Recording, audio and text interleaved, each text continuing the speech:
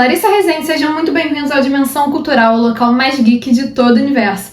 E nesse vídeo nós vamos continuar a nossa viagem por uma sombria Terra do Nunca. Continuando nossa jornada, e uma jornada bem sensual pelo mundo de Peter Pan, nós temos o segundo livro da saga Vicious Lost Boys, que é A Sombra da Terra do Nunca. Esse livro foi lançado pela Universo dos Livros e acompanha os personagens em uma busca frenética pela fonte de poder do Rei da Terra do Nunca. E lembrando que se você já está curioso com essa história, já deixa o seu like nesse vídeo, se inscreve no canal, compartilha com os amigos, ajude a Dimensão Cultural a chegar em mais pessoas, que assim você colabora muito com o projeto do canal. Após as aventuras de Winnie Darling em O Rei da Terra do Nunca, nós terminamos o primeiro livro encontrando a tão esperada Sombra da Vida.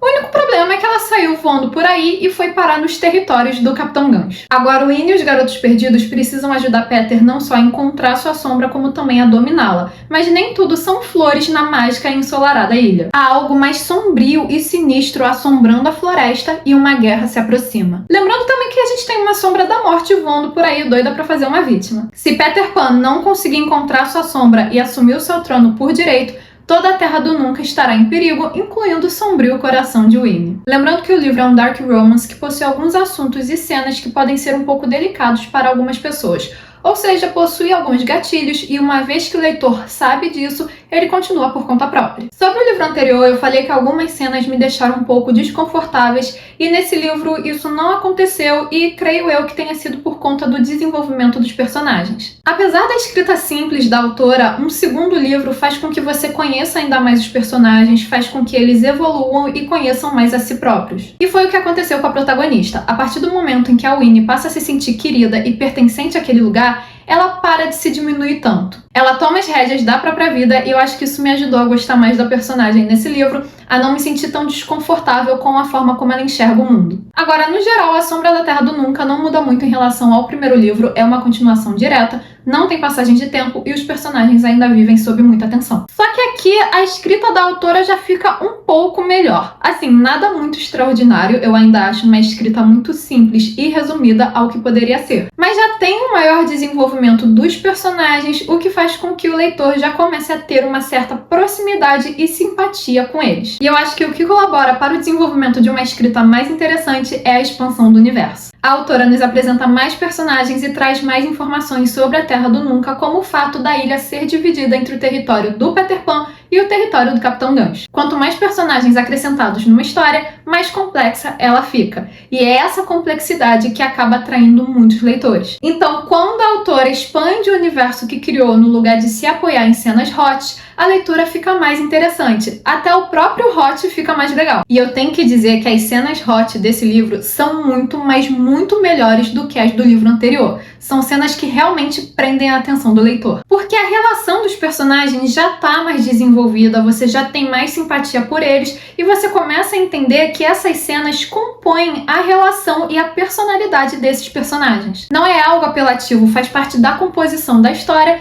e acaba sendo até mais sensual do que do primeiro livro. Apesar da escrita não ter uma evolução considerável, as novas informações já deixam a história e os personagens mais complexos. Até mesmo os coadjuvantes, como é o caso da Cherry, que foi apresentada como uma garota sem graça e que mendiga a atenção dos garotos perdidos, ela acaba apresentando as suas próprias dores e a ideia de que ela precisa aproveitar a vida ao máximo para não ser jogada de um lado para o outro, mesmo que essas oportunidades signifiquem machucar alguém. No final, uma personagem que era praticamente invisível aos olhos dos protagonistas se mostrou bem forte e sofrida ao mesmo tempo. Já os personagens principais, eles acabam se tornando bem mais interessantes quando o sentimento que eles têm pela Winnie faz com que eles comecem a repensar as suas próprias atitudes. Os garotos perdidos mostram a sua preocupação com ela, eles querem ser legais, eles não querem mais ser tão maus, porque parece que agora eles têm algo pelo qual vale a pena viver. Eu ainda gosto mais do Peter como vilão do que bonzinho, porque pra mim é mais sincero o personagem ser vilanizado. O próprio Peter acaba sendo mais simpático quando admite que não é uma pessoa legal.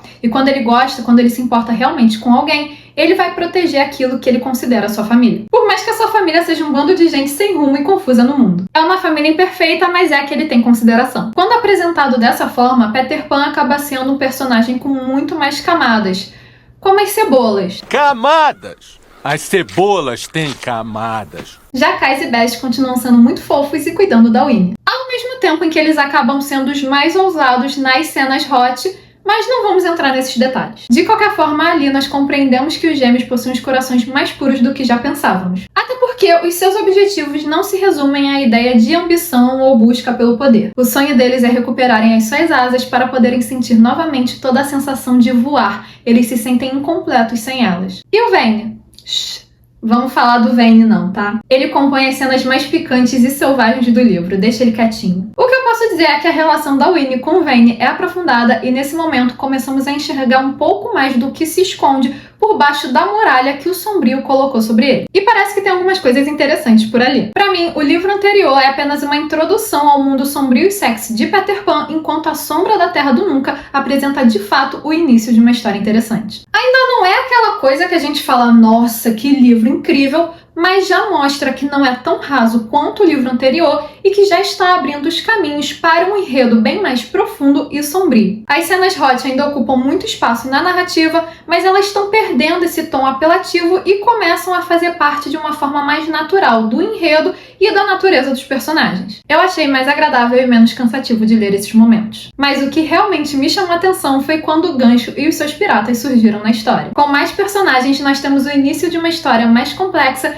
e um mundo cheio de possibilidades tomando formas bem mais interessantes. E esse é um resumo do que eu achei de A Sombra da Terra do Nunca, que me parece mais um livro assim ponte que está caminhando para um desenvolvimento de história bem interessante. Mas agora eu quero saber de vocês, o que vocês acharam. Se vocês ainda não leram esse livro e estão curiosos, ou se já leram e gostaram, ou esperavam um pouco mais, deixe a opinião de vocês aqui nos comentários e não se esqueça de curtir esse vídeo e de se inscrever no canal para continuar acompanhando as nossas aventuras. Vejo vocês na próxima!